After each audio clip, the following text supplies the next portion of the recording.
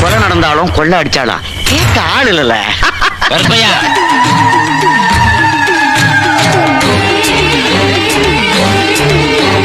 அதிரடி நேயர்களுக்கு அதிரடி வணக்கம்.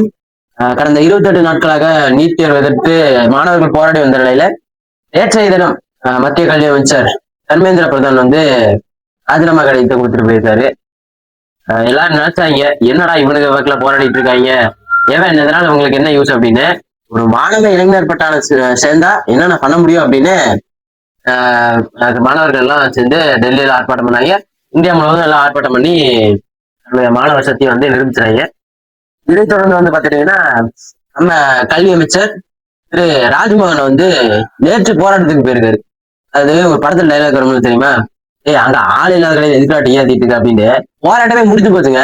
போராட்டம் முடிஞ்சதுக்கு அப்புறம் போயிட்டு போராட்டம் மைக்கில போட்டு பேசிட்டு இருக்காரு.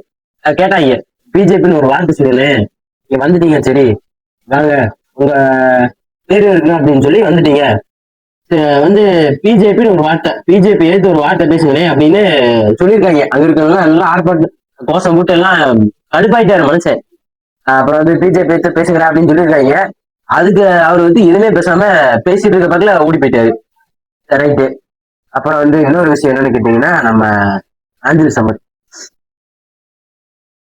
சீமானோடு செல்ற பையன் நாம் தமிழர் கட்சி வந்து கல்லறை நோக்கி சென்றுட்டு இருக்கு அப்படிங்கிற மாதிரி ஒரு பதிவை வந்து மேடையில பேசியிருக்கான். அதுக்கு வந்து நான் ஒரு அண்ணன் கிட்ட கேட்டேன், நான் வழக்கறிஞர் பாசனையில ஒரு அண்ணன் கிட்ட கேட்டேன், ஆனா என்னண்ணே இந்த மாதிரி பேசிட்டு இருக்கானே, இந்த மாதிரி ஏதாவது வழக்கு போடுங்கண்ணே அப்படின்னு. அதாவது இப்ப நம்ம புண்படும்படி அப்படி பேசிட்டு இருக்காரு, மான நஷ்ட வழக்கு போடுங்க அப்படின்னு. அதுக்கு அவர் என்னை கண்டபடி திட்ட ஆரம்பிச்சிட்டாரு. ஏன்னு கேளுங்க, மான நஷ்ட வழக்கு வந்து மானம் இருக்கிறவனுக்கு போடலாம், மானமே இல்லாதவனுக்கு எதுக்குலாம் மான நஷ்ட வழக்கு போனா அப்படின்னு சொல்லி பேச ஆரம்பிச்சிட்டாரு. அதாவது நீ எல்லாம் இதோட எத்தனை கட்சி மாறிட்ட, நீ எல்லாம் வந்து நாம் தமிழர் கட்சி கல்லறைக்கு போயிட்டீங்க, கல்லறைக்கு போல உன்னைய மாதிரி ஆளுங்களுக்கு எல்லாம் வந்து கல்லறை புதக்குழி தூண்டிட்டு இருக்கு, நீயா போய் படுத்துட்டீங்கன்னா சிரமம் இல்லை, நாங்களாம் படுக்க வச்சிட்டோம்னா அப்புறம் அவ்வளவுதான், ஓகேவா. இந்த மாதிரி பேசுறவன் படிட்டு நீ இன்னோட யூகி என்னன்னு அகலுக்கு தெரியும், நீ எவ்வளவு பெரிய ஆள்னு உன் கட்சிக்காரனுக்கே தெரியும். அதனால இப்பெல்லாம் பேச கலரிக்கு போகுது சீமான் சில்லற பையன் அப்படின்னா, நீ தான் சில்லற பையன், 1ஆம் நம்பர் சில்லற பையன், தெருப்பொறுக்கி நீ கட்சி பொறுக்கி கட்சியை பொறுக்கி எடுக்கிற, எவன் ஆட்சிக்கு வருவா அப்படின்னு பார்த்து அவர் பொறுக்கி எடுக்கிற, பொறுக்கி எடுத்து அவங்க கட்சியில சென்று நீ எங்களை வந்து பேசிட்டு இருக்க. ரைட்டு.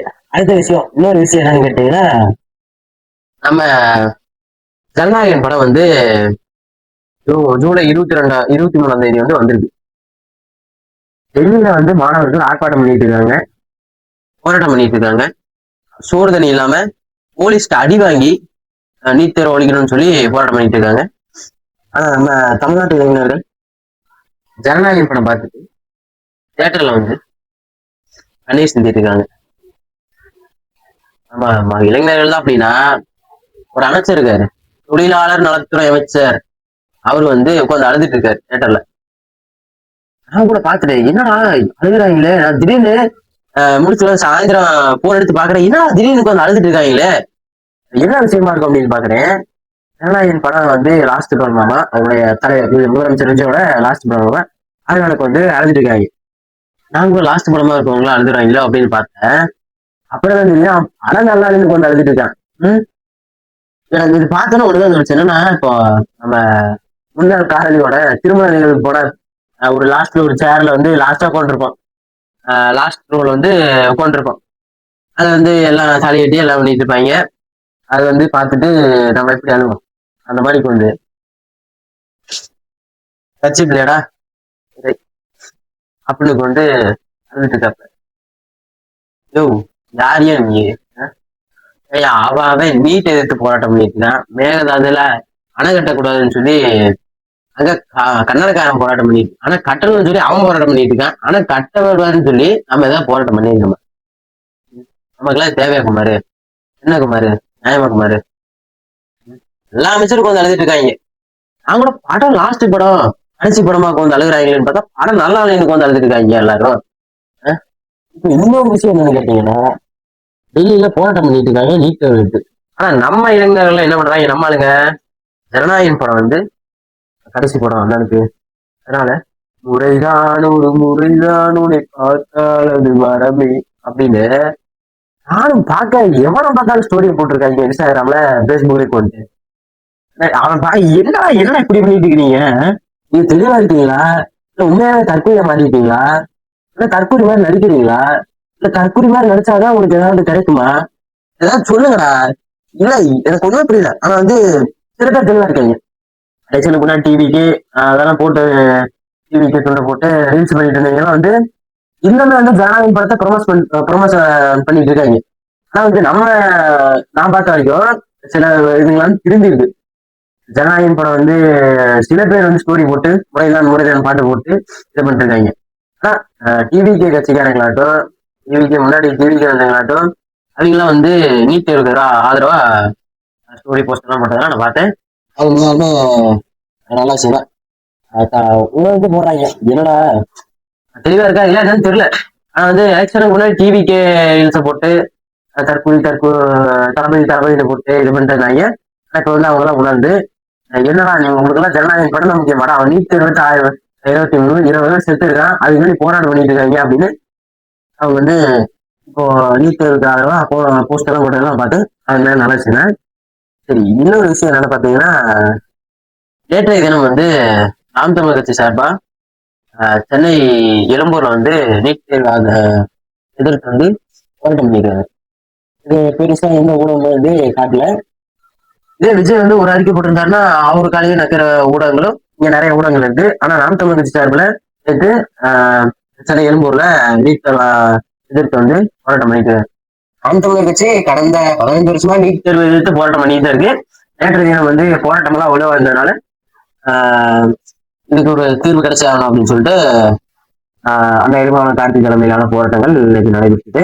நிறைய இளைஞர்கள் கலந்துட்டாங்க, அவங்களுக்கு பெரிய வாழ்த்துக்கள். அப்புறம் இன்னொரு விஷயம் என்னன்னு பாத்தீங்கன்னா ஈரோடு கிழக்கு தொகுதி எம்எல்ஏ கைத்தறித்துறை அமைச்சர் விஜய் பாலாஜி வந்து ஒரு பிரஸ் மீட்ல சொல்லியிருக்காரு, சீமான்னா யாரு, சீமான் எம்எல்ஏவா எம்பியா, அவர் கேட்கிற கேள்விக்கெல்லாம் நம்ம ஏன் பதில் சொல்லணும் அப்படின்னு கேட்டுக்கப்ப சீமான்னா யாருன்னு உங்க கட்சியில் இருக்கக்கூடிய பள்ளிக்கல்வித்துறை அமைச்சர் இருக்கக்கூடிய நம்ம அண்ணன் ராஜ்மோகன் கேட்டீங்கன்னா சொல்லுவாரு. சீமான்னா எம்எல்ஏ எம்பி இருந்தா தான் பதில் சொல்லுவா அப்படின்னு தெரியல. சீமானா யாருன்னு உங்க முதலமைச்சர் சீமான வீட்டுக்கு போகும்போது தெரியலையா? கத்தி படத்துக்கு ஆதரவாக தெரிந்தாலே அதுவும் தெரியலையா? சீமானா யாரு அப்படின்னு எலத்தாளமா நக்கலா அமைச்சராகி 2 மாசம் கூட ஆகல. ஃபார்ச்சுனர் இருக்காரு, 4 ஃபார்ச்சுனர், 2 பின்னாடி 2 இனோவா வந்தா திமிரு. ஏதோ நாளை அழகைங்க, ஒரு நாளைக்கு ஃபார்ச்சுனர் 2 இனோவா இருந்தா வந்து நம்மளுக்கு திமிரு, ஒரு 2 போலீஸ் இருந்தா அப்படித்தானே? அமைச்சராகி 2 மாசம் கூட ஆகல. ஏதோ 50 வருஷமா அரசியல் இருக்கிற மாதிரி, சீமானா யாருன்னு தெரியாத மாதிரி, அரசியல் தலைவர்கள் யாருன்னு தெரியாத மாதிரி அதுதான் பதில் சொல்றது. சரி ரைட்டு, உங்க ஜெயிச்சிங்களா ஈரோடு கிழக்கு தொகுதியில் ஜெயிச்சிங்களா, அந்த தொகுதி மக்களுக்கு யாராவது ஒருத்தரை உங்களுக்கு தெரியுமா? பொதுமக்களுக்கு யாராவது ஒருத்தரை உங்களுக்கு தெரியுமா? சென்னையில போய் கேக்குறாங்க, அவர் போட்டோ வச்சுட்டு போய் கேக்குறாங்க, அது வேற யாருன்னு தெரியுதா அப்படின்னு கேக்குறாங்க. இவர் வந்து யூடியூப் நடிச்சார்ல அப்படிங்கிறாங்க. இங்க எங்க யூடியூப் நடிச்சாரு, இவரு பிளாக் டிக்கெட் எடுத்துட்டு இருந்தாரு முன்னாடி அப்படின்னு நம்மளுக்கு தெரியும், அவங்களுக்கு தெரியல.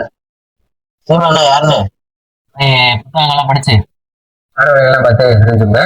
உங்க கட்சியில நிறைய பேர்ட்ட கேட்டு தெரிஞ்சுங்க. ஏன்னு சொல்லுங்க. இப்ப வந்து நம்ம